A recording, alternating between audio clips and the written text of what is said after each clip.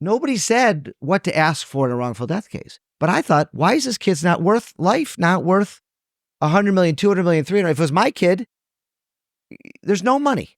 There's no amount of money. Billions, trillions, gazillions. So I'm like, all right, I want $100 million verdict. How am I going to get there?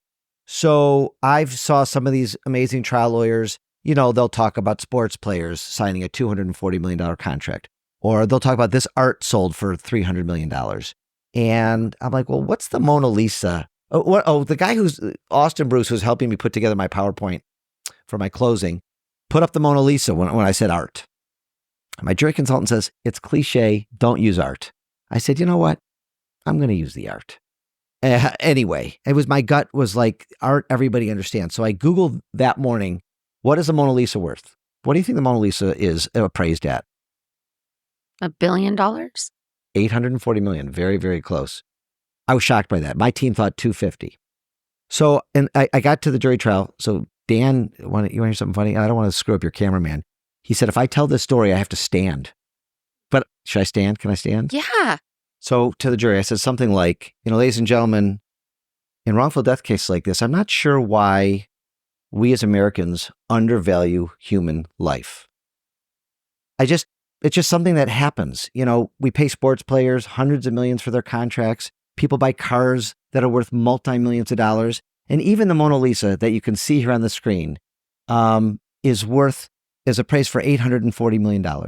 And I want you to imagine that you're standing, that there's a 75-year-old man standing looking at the Mona Lisa in Paris in the Louvre.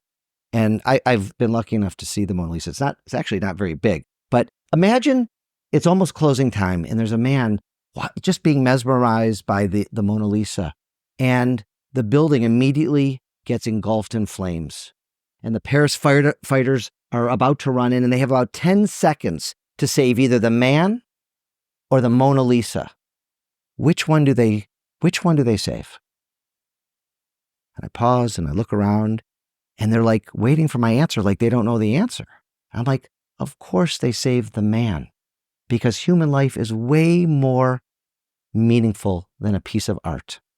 So I'm not sure why Dennis's life isn't worth $840 million, but today I'm going to ask you for $100 million for compensatory damages and $100 million for exemplary damages.